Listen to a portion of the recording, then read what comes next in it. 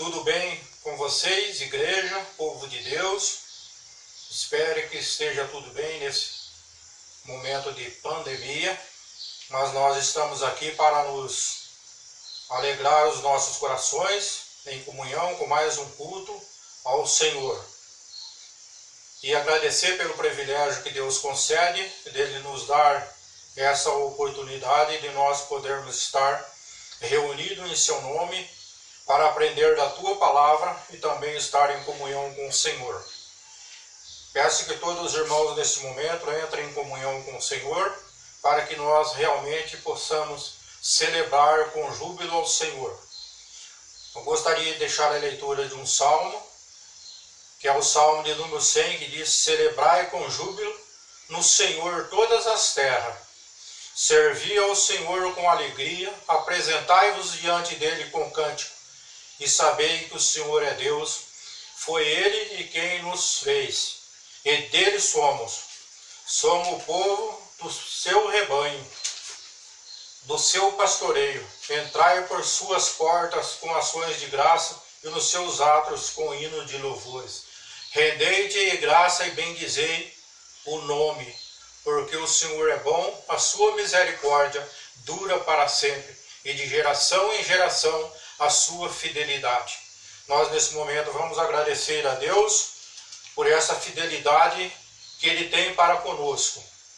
Apesar desse tempo em que nós ainda não nos reunimos pessoalmente, mas Deus Ele está nos abençoando, está nos dando a vitória a cada um de nós. Oremos nesse momento para que o Senhor nos abençoe o nosso culto. Nosso Pai que está no céu, santificado seja o teu nome. Venha a nós o teu reino, seja feita a tua vontade, assim na terra como no céu. Pai, neste momento nós queremos te agradecer de todo o nosso coração por esse privilégio que o Senhor concede de poder estar aqui mais uma noite reunido, Pai, para louvar e bendizer o teu santo e bendito nome, e também para exaltar o teu nome. Pai, nós queremos te agradecer, Senhor, por este momento de pandemia, mas que o Senhor nos tem nos amparado, o Senhor nos tem nos deixado, o Senhor tem nos guiado com a tua santa e poderosa mão. Pai, agora neste momento, Pai, intercedo a cada coração da tua igreja, a cada membro da tua igreja, Pai, a cada família, Pai, e todos aqueles que neste momento estão em comunhão com o Senhor, que realmente o Senhor possa estar nos abençoando ricamente, Pai, e nos dando uma noite onde possamos cultuar e santificar o teu santo e bendito nome. Pai, porque nós queremos, Pai, neste momento, que o Senhor venha, Pai, realmente derramar sobre cada um de nós a tua paz, a tua graça e o teu reino, Pai. Esta é a nossa oração, nós oramos no nome do teu Filho Jesus, aquele que vive e reina hoje por todo sempre. Amém, Senhor.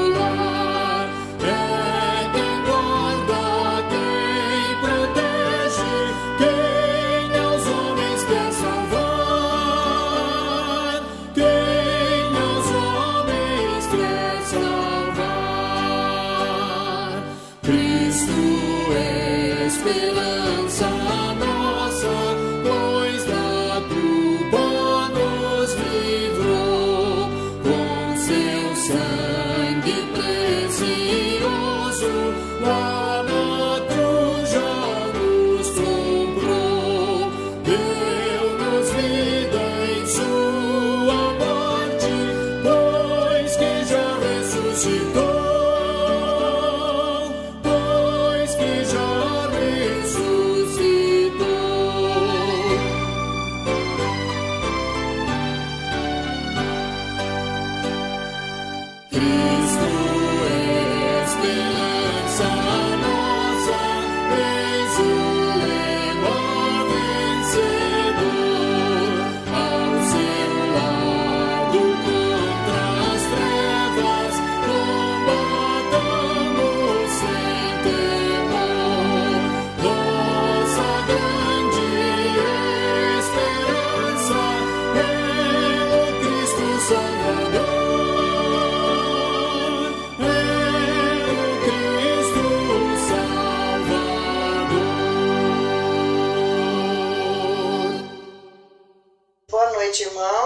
do Senhor Jesus esteja com todos. Quero dizer aos irmãos que estamos com muita saudade de estarmos juntos e louvando a Deus, glorificando o nome do Senhor todos juntos. Mas espero que em breve nós possamos estar na igreja louvando ao Senhor de todo o coração.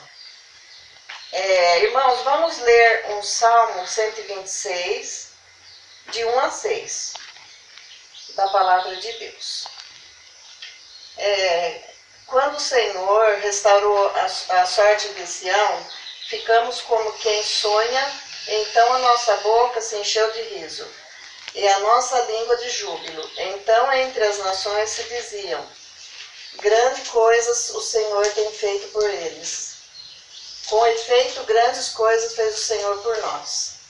Por isso estamos alegres. Restaura, Senhor, a nossa sorte, como as torrentes do Negueb.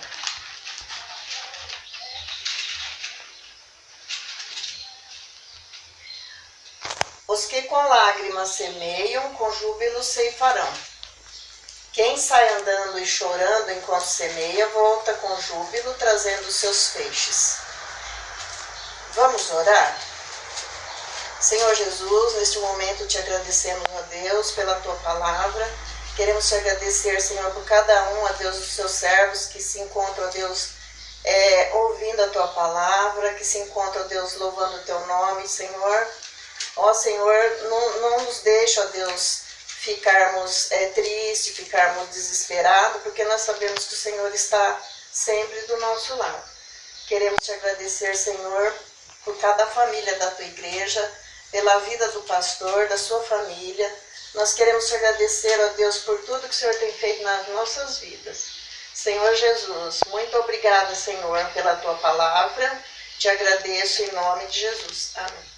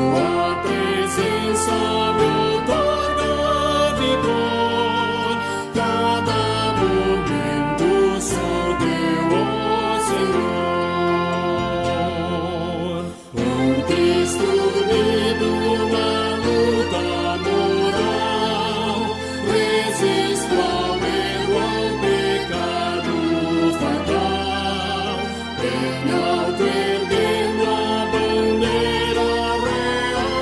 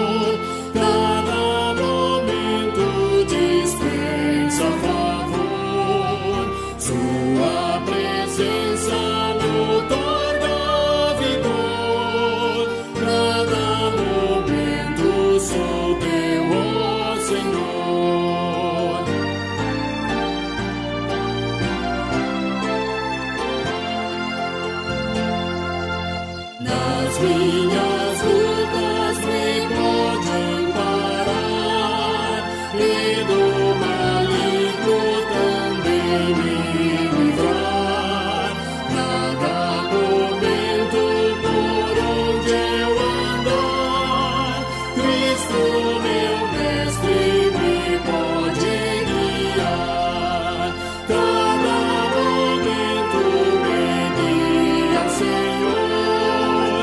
Cada momento dispensa favor. Sua presença me outorga vigor. Cada momento sou teu, ó Senhor.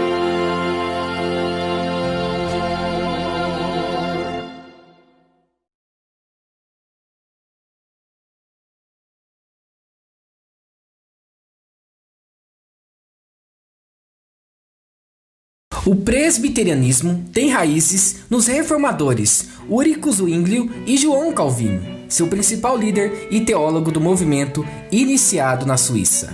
O nome Igreja Presbiteriana popularizou-se nas Ilhas Britânicas a partir do escocês John Knox, discípulo de Calvino, e depois disso surgiram comunidades presbiterianas na Escócia, Irlanda e Inglaterra. A Assembleia de Westminster do Parlamento Inglês, entre 1643 e 1649, produziu a base doutrinal e padrões eclesiásticos fundamentais para os presbiterianos, que é a Confissão de Fé de Westminster e o Catecismo Maior e Menor. Os escoceses e irlandeses levaram o presbiterianismo para os Estados Unidos no século XVII e o século XVIII, e dos Estados Unidos um grande movimento missionário protestante que levou igrejas presbiterianas a países do Hemisfério Sul. A Igreja Presbiteriana do Brasil é uma federação de igrejas que tem em comum uma história, uma forma de governo, uma teologia, bem como um padrão de culto e de vida comunitária. Historicamente, a Igreja Presbiteriana do Brasil pertence à família das igrejas reformadas ao redor do mundo, tendo surgido no Brasil em 1859, por intermédio do missionário presbiteriano Archibald Green Simonton, como fruto do trabalho missionário da Igreja Presbiteriana dos Estados Unidos. O surgimento do presbiterianismo no Brasil resultou no pioneirismo e desprendimento do reverendo Archibald Green Simonton, nascido em West Hanover, na Pensilvânia. Archibald Green Simonton estudou no Colégio de Nova Jersey, com a pretensão de ser professor ou advogado. Influenciado por um reavivamento, em 1855 fez a sua profissão de fé e, pouco depois, ingressou no seminário de Princeton. Um sermão pregado por seu professor, o famoso teólogo Charles Hodge, levou a considerar o trabalho missionário no estrangeiro. 3 anos depois disso, candidatou-se perante a Junta de Missões da Igreja Presbiteriana dos Estados Unidos, citando o Brasil como campo de sua preferência. 2 meses após a sua ordenação, embarcou para o Brasil, chegando ao Rio de Janeiro em 12 de agosto de 1859, aos 26 anos de idade.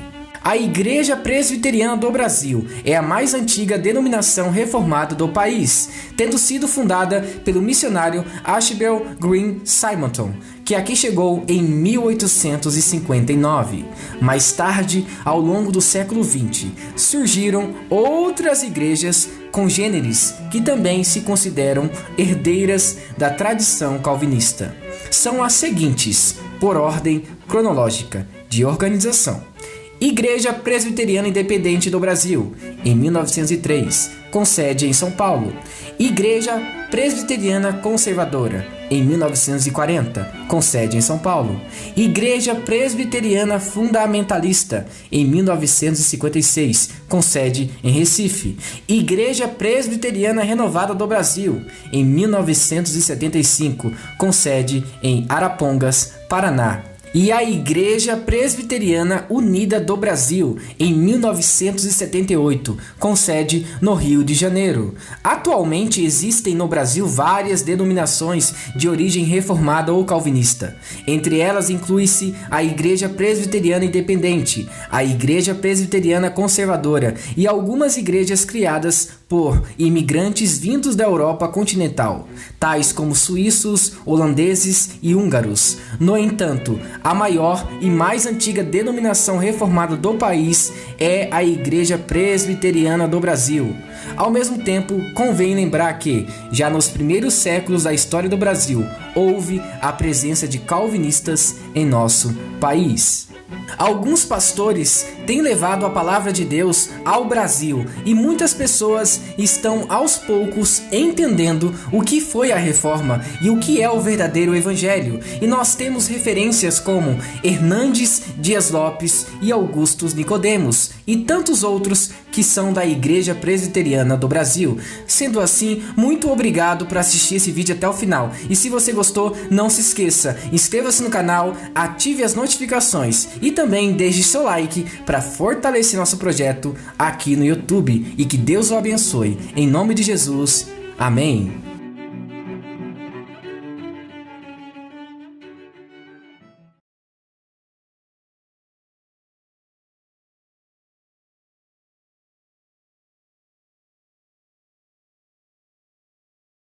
Olá, irmãos, boa noite. Mais uma oportunidade que nós temos aí de louvar o Senhor, de engrandecê-lo, que você possa adorar o Senhor aí na sua casa, com um espírito de gratidão por tudo que o Senhor tem feito, pelo seu cuidado, pelo seu amor, e que nós realmente possamos estar em todo o tempo, mesmo distantes agora, com o nosso amor, com a nossa fé em Deus, realmente fortalecida, e possamos ofertar desse tempo um culto de louvor e adoração ao Senhor. Então convido você a cantar conosco, a adorar realmente ao nosso Deus.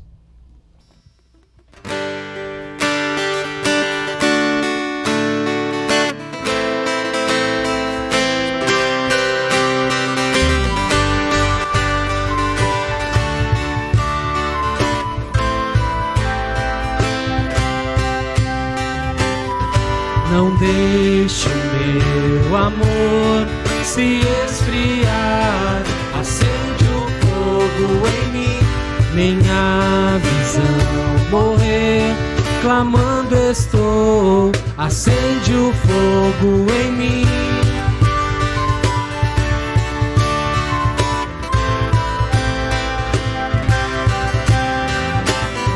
Meu ser, meu coração, você conhece, acende o fogo outra vez, ó vem me corrigir, por seu amor, acende o fogo outra vez. Refinado serei, precioso metal, pobre nu, humilhado estou, vem me ornar, não me envergonharei, acende o fogo em mim.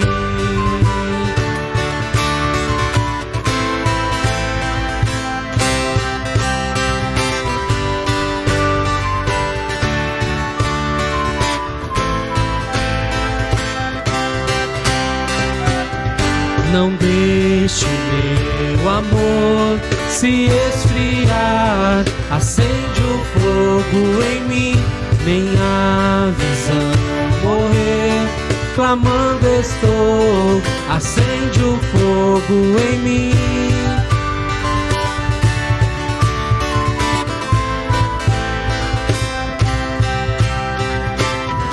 Meu ser, meu coração, você conhece, acende o fogo outra vez, ó vem me corrigir, por seu amor, acende o fogo outra vez. Refinado serei, precioso metal, pobre nu, humilhado estou, vem me ornar, não me envergonharei. Acende o fogo em mim,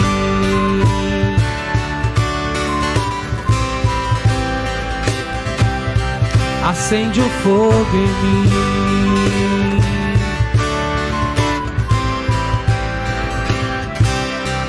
acende o fogo em mim.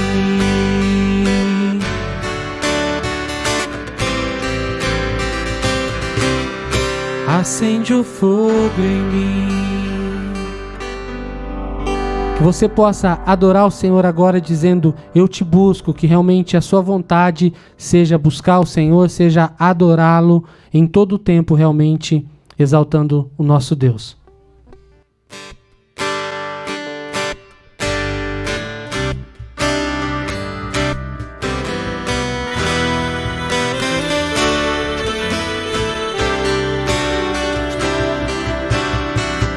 Eu te busco, te procuro, ó Deus. No silêncio tu estás. Eu te busco, toda hora espero em ti. Revela-te a mim, conhecer-te eu quero mais. Senhor, te quero ouvir tua voz. Senhor, te quero mais. Quero tocar-te, tua face eu quero ver. Senhor, te quero mais. Eu te busco, te procuro, ó Deus. No silêncio tu estás. Eu te busco, toda hora espero em ti. Revela-te a mim, conhecer-te eu quero mais. Senhor, te quero ouvir tua voz. Senhor, te quero mais. Quero tocar-te, tua face eu quero ver. Senhor, te quero mais. Prosseguindo, para o alvo eu vou. A coroa conquistar. Vou lutando, nada pode me impedir. Eu vou te seguir, conhecer-te eu quero mais. Senhor, te quero ouvir tua voz. Senhor, te quero mais. Quero tocar-te, tua face eu quero ver. Senhor, te quero mais. Vamos declarar: Senhor, te quero. Senhor, te quero ouvir tua voz. Senhor, te quero mais. Quero tocar-te, tua face eu quero ver. Senhor, te quero mais.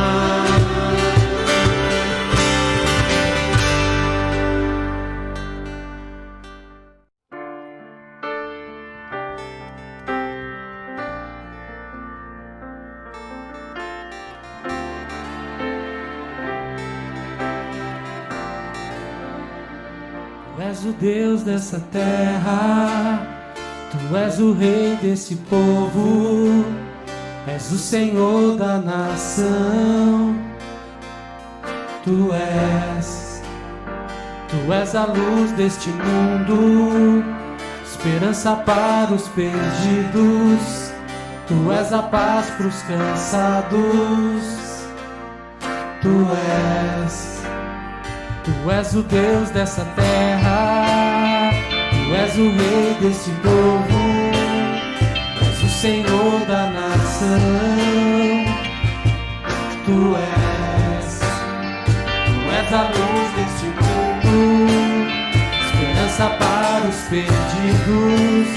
Tu és a paz para os cansados.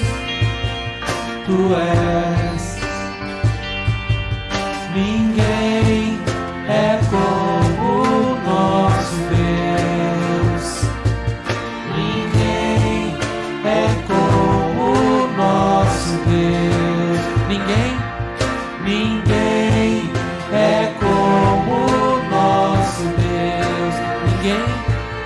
Ninguém é como o nosso Deus.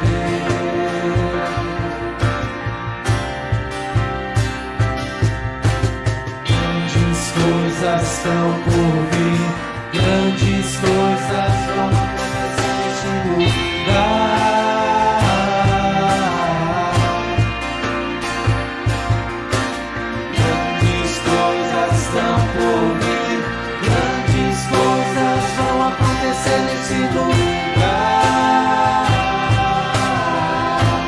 Grandes coisas estão por vir, grandes coisas vão acontecer nesse lugar.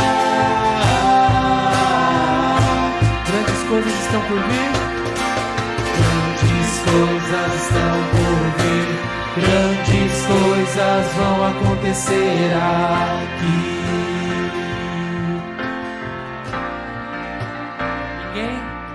Ninguém é como o nosso Deus. Ninguém é como o nosso Deus. Declare ninguém. Ninguém é como o nosso Deus. Ninguém é como o nosso Deus. Grandes coisas. Grandes coisas estão por vir, grandes coisas vão acontecer nesse lugar. Grandes coisas estão por vir, grandes coisas vão acontecer nesse lugar.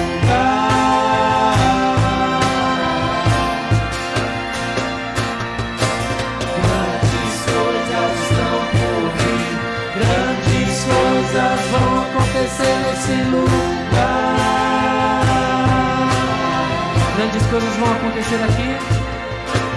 Grandes coisas estão por vir. Grandes coisas vão acontecer aqui. Vamos declarar mais uma vez: ninguém é como o nosso Deus. Ninguém é como o nosso Deus. Ninguém é como o nosso Deus.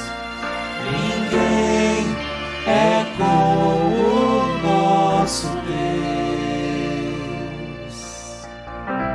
Pai, nós te adoramos por tudo que o Senhor tem feito, por tudo que o Senhor é nas nossas vidas, por tudo que o Senhor realmente representa, pela salvação em Cristo Jesus, pela paz, mesmo em tempo de aflições, nós podemos adorar o Senhor, ó Pai, confiando na sua grandeza. Recebe o nosso louvor, a nossa adoração, no nome santo de Jesus, Pai. Amém.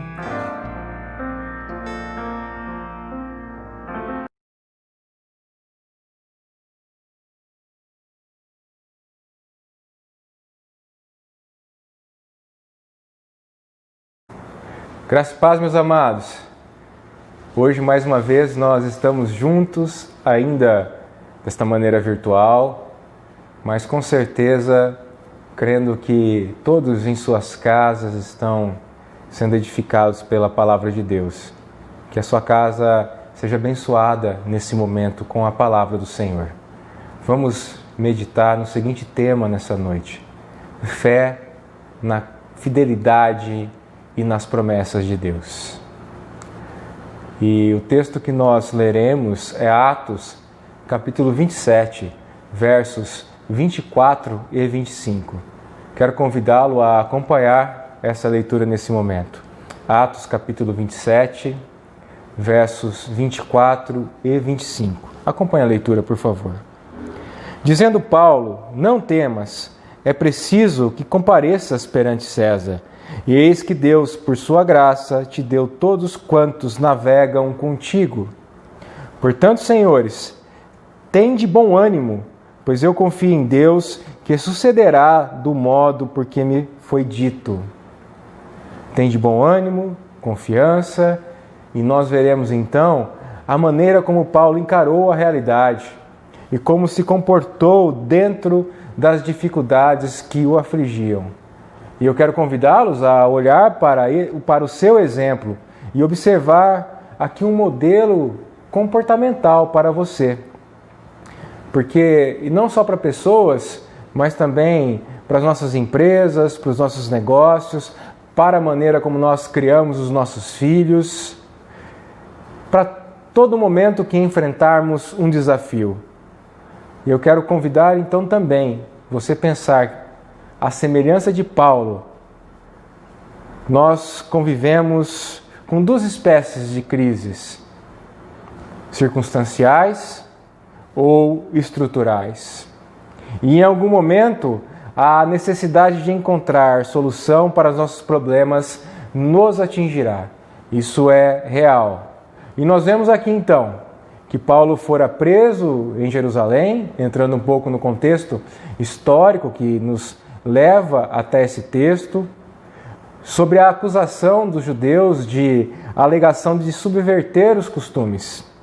Félix era o procurador romano, não sabia o que fazer com o prisioneiro ali indesejado, porque um grupo de judeus queria matá-lo. E para ver-se livre dele, transferiu para Cesareia, deixando atrás das grades, pasmem vocês, por 2 anos. Passado esse tempo, Félix entregou o seu posto para Festo, que resolveu levar Paulo de volta para Jerusalém. Mas Paulo, ele sabia que se ele retornasse para Jerusalém, significaria apedrejamento para ele, pois o desejo de eliminá-lo não tinha baixado em todos aqueles judeus, porque muitos ainda tramavam a sua morte. Então, para se livrar de cair em uma cadeia em Jerusalém, ele valeu-se de uma prerrogativa, pois ele era cidadão romano. E ele apela então para ser julgado por uma instância maior, que é a instância do império. E Paulo então preferiria ser transferido para Roma, para que o seu julgamento fosse feito por César. Se você olhar nesse prisma, você pode até perceber que isso parece uma boa solução, sem nenhum tipo de impasse. Mas aquilo que seria uma boa solução transformou em uma viagem de grande dificuldade. E nós vemos que, ao invés de Paulo aqui resolver o seu problema foi agravado. E agravado de uma maneira muito maior. Então nós estamos diante dessa história agora aqui, de Atos capítulo 27. Eu li a parte que ele, em meio à maior dificuldade que ele enfrenta nesta viagem, ele esclarece e declara que ele confia em Deus, que para ele as promessas de Deus continuam sendo válidas. E se ele chegaria a Roma com uma promessa do Senhor, o Senhor a cumpriria. E nada iria tirá-lo desse caminho, nem a maior crise que ele enfrentaria. E ocorreu bem assim mesmo. Foram ventos contrários que não permitiram que ele permanecesse na rota. Eles foram navegando com imensa dificuldade e uma revelação de Deus a Paulo. Então mostra que o navio seria acometido por uma grande tempestade. E ele avisou o piloto mestre e assim o piloto não seguiu as suas instruções e eles não chegariam, se ele não seguisse as suas instruções, eles não chegariam ao destino previsto. E com toda certeza, o dano ao navio, o dano à carga seria muito, muito maior. E também o dano aos passageiros que estavam a bordo. O piloto não deu ouvido aos conselhos de Paulo, preferindo consultar os marinheiros que decidiram seguir viagem. Então, o que ocorreu? O navio zarpou e depois de algum tempo acontece o que Paulo havia previsto. O navio foi açoitado por uma tempestade fortíssima e quase foi a pique, quase afundou realmente. Os tripulantes e passageiros eles chegaram a se desesperar, achando que todos morreriam, inclusive o evangelista e médico Lucas, que o acompanhava nesta viagem. Em meio ao tumulto das ondas, adversidades reais, ainda preso àquele navio, em meio a adversidades estruturais, ele ouviu um recado de Deus.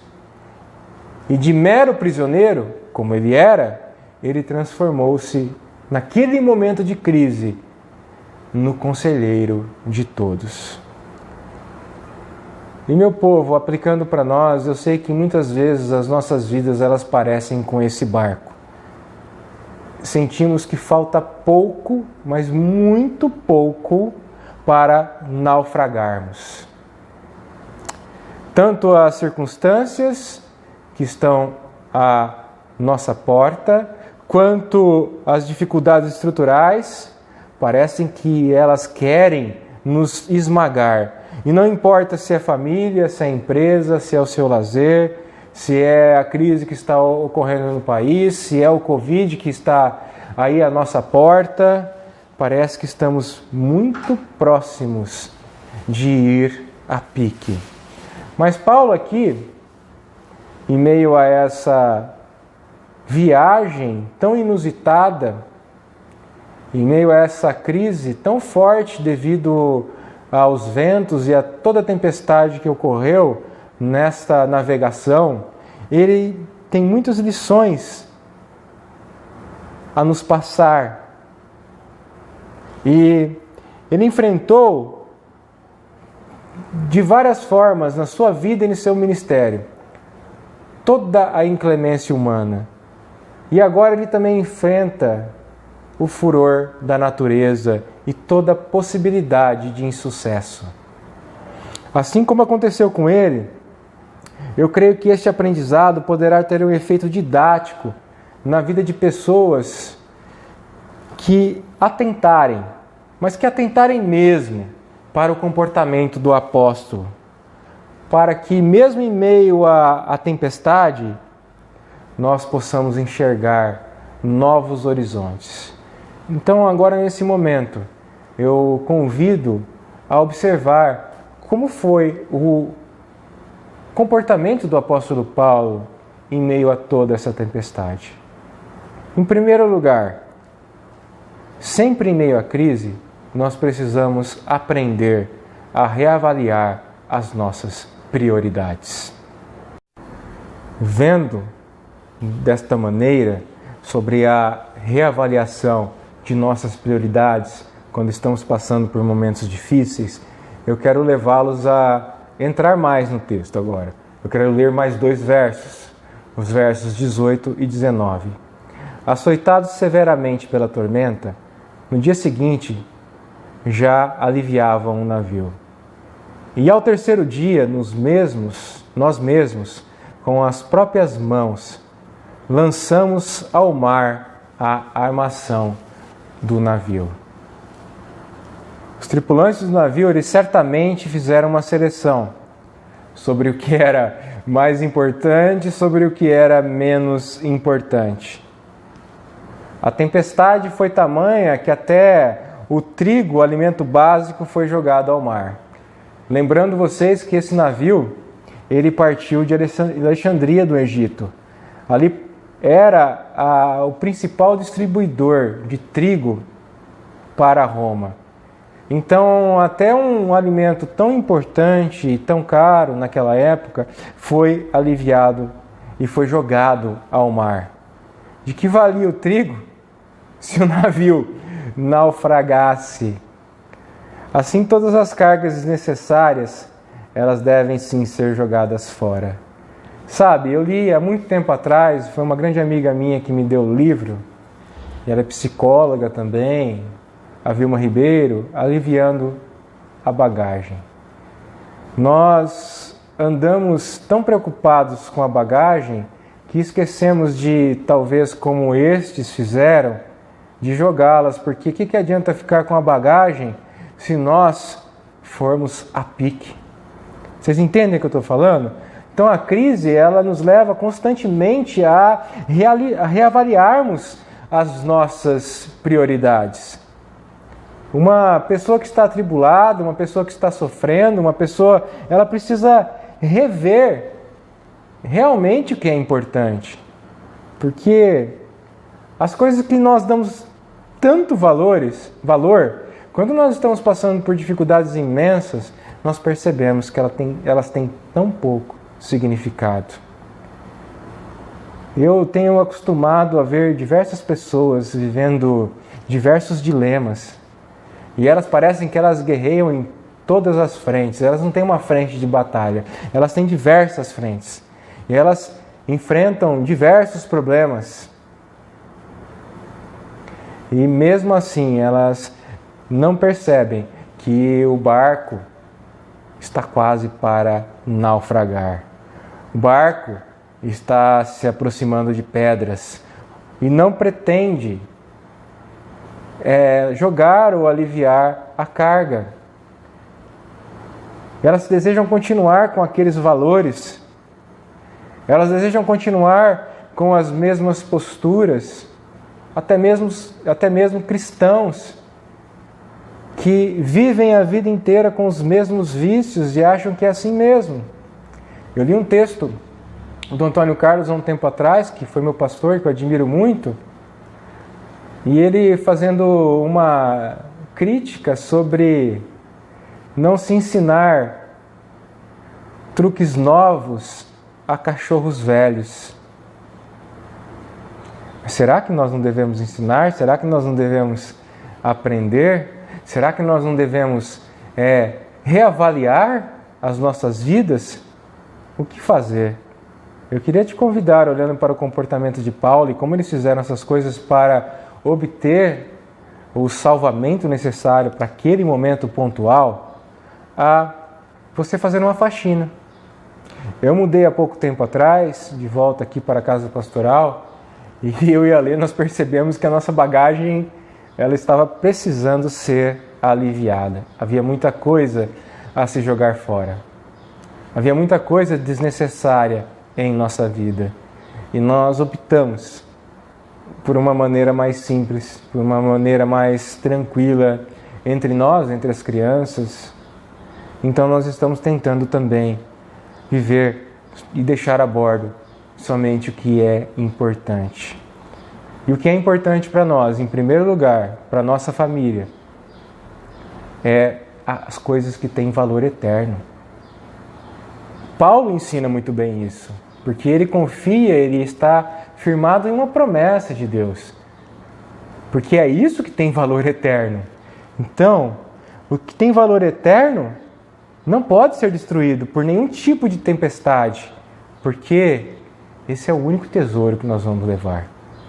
Em segundo lugar, quando nós vemos toda essa circunstância, todo o comportamento de Paulo em meio a esta crise que o afligiu, que foi muito real em sua vida, nós vemos que nós devemos aprender a esperar no agir de Deus. Porque durante a crise, quando Deus estiver silencioso, não se apresse. Espere. Confie. Mesmo que as ondas estejam fazendo com que o seu barco balance e balance muito. Espere. Porque olha só ao exemplo do comportamento de Paulo e daqueles que estavam no navio. No meio da tempestade que castigava o barco, o que parecia ali? Parecia que Deus estava calado. Se você olhasse para cima, era dia? Não, estava escuro. À noite? Está escuro do mesmo jeito. Que horas são? Está escuro do mesmo jeito. Nada havia mudado. Nenhuma revelação, aquele momento, quando eles queriam, aconteceu. As noites haviam substituído os dias e assim ficou por um bom período. Se você olhar para o verso 20, olhem só o verso 20 desse texto. E não aparecendo, havia já alguns dias, nem sol nem estrelas, caindo sobre nós grande tempestade, dissipou-se. Afinal, toda a esperança de salvamento. Acabou a esperança de salvamento. É o que o verso 20 nos fala.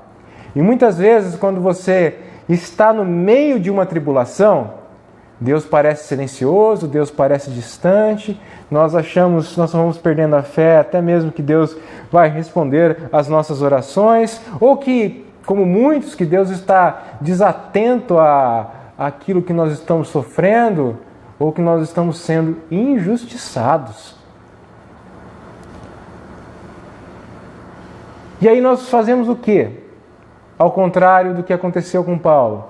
Nós tentamos tomar o controle de nossas vidas. Tentamos assumir a frente de todas as coisas. Nós tentamos assumir o comando, pegar o leme para nós. E nós nos precipitamos. E esquecemos que quem tem o verdadeiro discernimento sobre o que nós devemos fazer é o nosso grande pastor, o nosso Senhor Jesus. Então aguarde pelo agir de Deus. O início do Salmo 40, o verso 1 do Salmo 40, coloquei toda a minha esperança no Senhor, Ele se inclinou para mim e ouviu meu grito de socorro.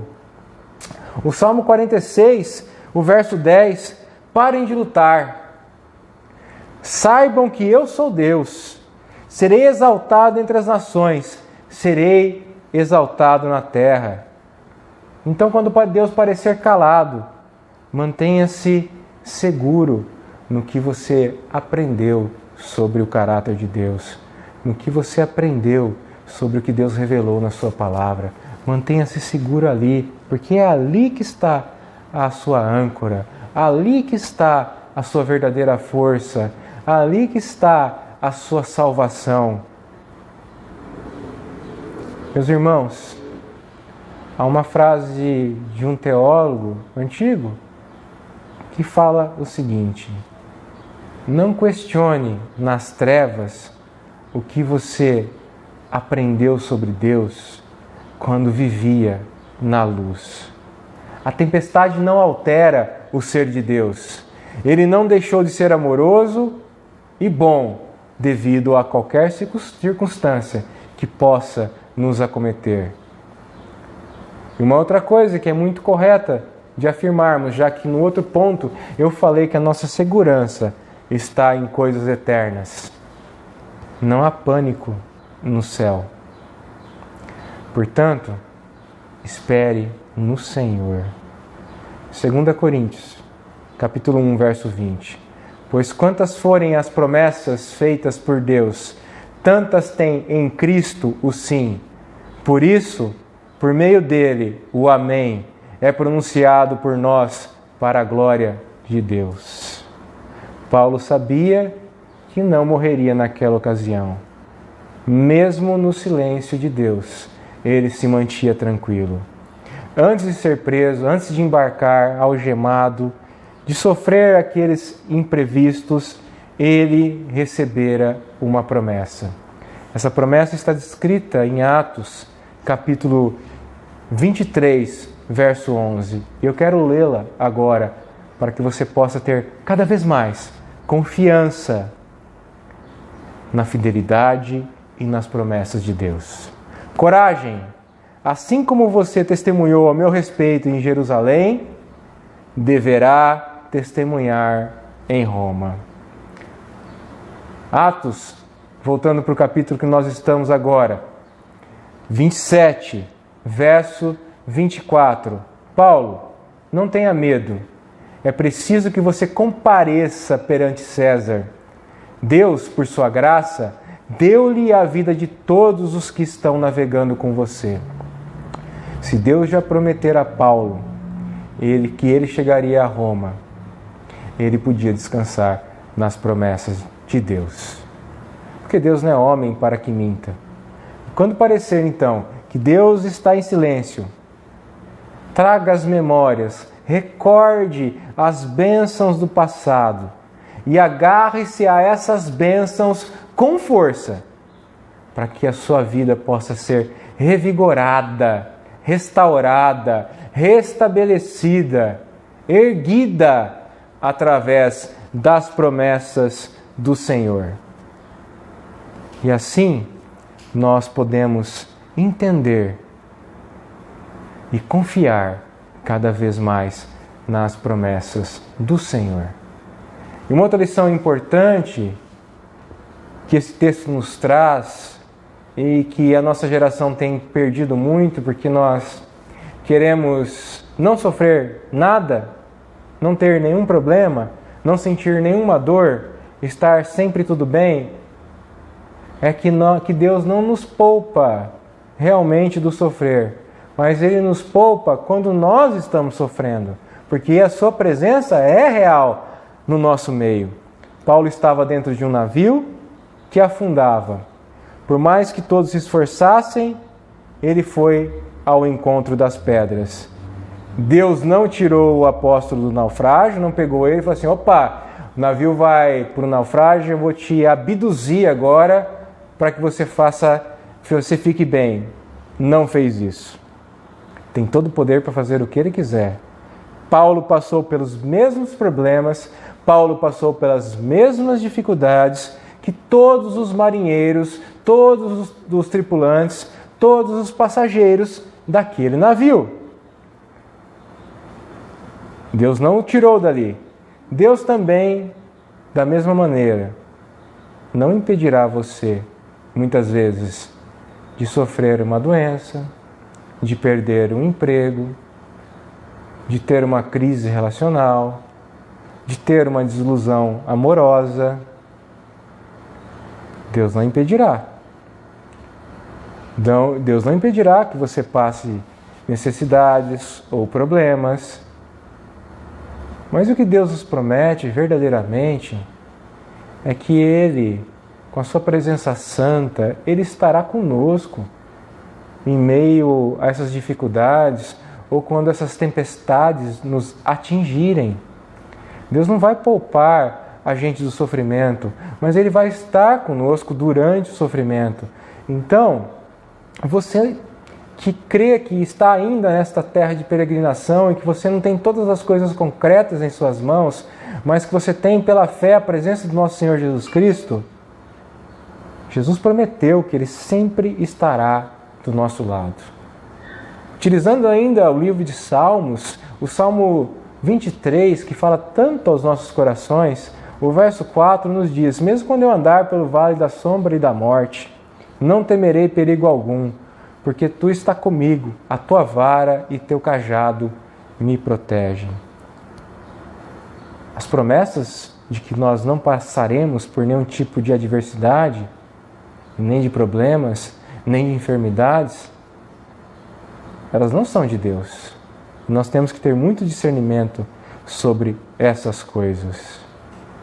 Essas promessas, elas são do diabo, que tentou iludir até mesmo o nosso Senhor Jesus, presenteá-lo com todas as coisas do mundo. Ele tentou iludi-lo. Mas nós sabemos que quando estamos diante disso, ou quando nós estamos naquele fundo do poço, vamos assim dizer, nós podemos confiar em Jesus. Nós podemos confiar no nosso Mestre. Nós podemos confiar que continuamos como discípulos aprendendo do Mestre e Ele, em meio ao sofrimento, nos ensinará. Nós amadureceremos e assim nós seremos discípulos que participam do projeto de Deus, mesmo em meio às intempéries da vida. Concluindo, irmãos, esse texto realmente é maravilhoso, porque se você chegar a lê-lo com mais cuidado, você perceberá nuances importantíssimas para o nosso dia a dia. Como eu falei no primeiro ponto, sobre redefinir prioridades quando estamos passando por momentos difíceis, porque o que deve ficar realmente para nós são as coisas eternas. E quando nós colocamos isso dessa forma, nós passamos a confiar mais na providência divina e a sermos mais gratos pelo que Deus faz e fará por nós. E até mesmo pelo que Deus já fez, é o que nos ancora nesse presente. Então vivam dessa maneira. E aí você realinha não só a sua prioridade, mas com isso você realinha também a sua adoração, porque você coloca Deus em primeiro lugar. E as demais coisas passam a ser acrescentadas, mas de uma forma que a prioridade continua sendo a adoração ao Senhor. E a adoração envolve a sua fé, a sua confiança, a sua humildade perante a esse Deus maravilhoso. Nós esperamos que você tenha aprendido também que é necessário, por mais que muitos possam falar e muitas vozes possam clamar, dizendo como é difícil esperar, mas espere no agir de Deus. Porque se você passa a não esperar em Deus, você começa a ser levado de um lado para o outro e você começa a ter fé nesses ventos que nós podemos chamá-los de inconstantes. Esperar no agir de Deus é você estar firmado nas promessas imutáveis de Deus, para que a sua vida possa ser realmente alicerçada em uma rocha. É legal ver também nesse texto que quando nós falamos de sofrimento no último ponto, e aplicando isso às nossas vidas, aplicando isso à igreja, nós vemos que a igreja, às vezes, ela está parecendo que vai afundar, fadada a afundar nas ondas, nas suas dificuldades, mas o Senhor da igreja é o Senhor que domina os mares. Eu falo mares por causa do texto, que eles estavam no meio de um mar. E Ele domina tudo, não só os mares. Então, sendo assim, as dificuldades de Paulo, as dificuldades que ameaçavam o navio e toda aquela tripulação, elas foram uma oportunidade que Paulo teve de demonstrar a sua fé e o seu amor em relação a Deus e aquelas pessoas. Olhem o verso 37, estavam no navio 276 pessoas a bordo. E se você olhar o final do texto, que é o verso 44, você vê ali, quanto aos demais que se salvaram, uns em tábuas, outros em destroços do navio. E foi assim que todos se salvaram em terra. Deus não se esqueceu de ninguém. Todos se salvaram. Então, na sua dor, no seu sofrimento, na sua dificuldade, eu não quero falar isso pensando só no aqui e agora, mas confie em Deus. Tenha fé na fidelidade e nas promessas de Deus. Porque esse é o ponto máximo desse texto. Deus abençoe, tenha uma excelente noite, que a sua semana possa realmente ser edificada por meio de tudo que nós falamos nesse domingo através da palavra do Senhor. E glória somente a Ele. Vamos orar? Muito obrigado, Deus, por esse momento que nós estamos diante da Tua palavra. Obrigado porque, de todas as formas, o Senhor tem nos abençoado e nos dá, Senhor, sempre um coração grato. Estamos iniciando a semana e nós observamos hoje como Paulo se comportou e também, Senhor, o que esse comportamento de Paulo, que é um comportamento espelhado no nosso Senhor Jesus, deve nos levar a agir, a fazer durante a nossa vida. Nos ensina, Deus, nessa semana a redefinir as nossas prioridades, a esperar em Ti cada vez mais, a lançar as nossas angústias no Teu altar durante essa espera e a entender que a Sua presença nunca nos abandona e nunca nos abandonará. Abençoa Teu povo nessa noite, Senhor, em nome de Jesus. Amém. A graça do Senhor Jesus, o amor de Deus o Pai e as consolações do Santo Espírito estejam com todos, hoje e sempre. Amém. Uma ótima noite a todos, uma boa noite.